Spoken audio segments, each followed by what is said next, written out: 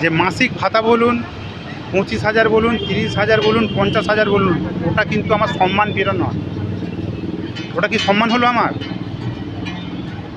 ওটা কিন্তু আমার সম্মান ফিরিয়ে দিচ্ছে না।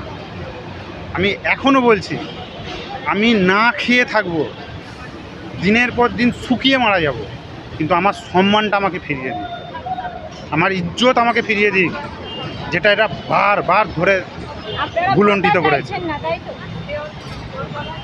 দেখুন, এটা আমার যুক্তি, হয়তো আরও অনেকে অসহায় আছে, তাদের লোন আছে, তাদের পরিবার আছে, তারা অনেক দিক থেকে তারা আরও সম্মানহানি হচ্ছে। যে লোন দিতে পারছে না, এই তো 1 মাসের যাদের লোন দিতে পারেনি তাদের বাড়িতে নোটিশ চলে এসছে, তারা দিশারা হয়ে যাচ্ছে। তাদের কাছে ওটা যেমন প্রয়োজন আছে, সেই সঙ্গে সঙ্গে সম্মানটাও প্রয়োজন আছে।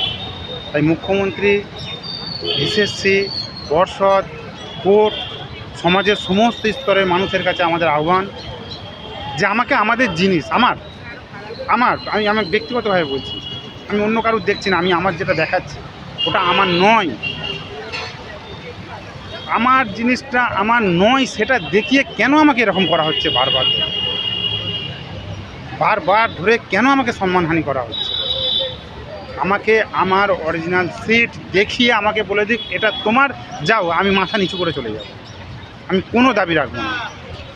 আমাকে ফাঁসি দিয়ে দিক, আমি মেনে নেব, আমি হাসতে হাসতে ফাঁসির দড়ি গলায় পড়ে নেব, কিন্তু আমাকে আমার ওএমআর সিট দেখিয়ে দিক, আমাকে আমার ওএমআর সিট দেখিয়ে বলুক এটা তোমার। কিন্তু আমি এখনও দাঁড়িয়ে বলছি, যতদিন বেঁচে থাকবো ততদিন বলছি আমাকে মিথ্যে অপবাদ দিয়ে আমার সম্মানহানি করা হচ্ছে, যেটা আমি কোনো মতেই মেনে নেব না।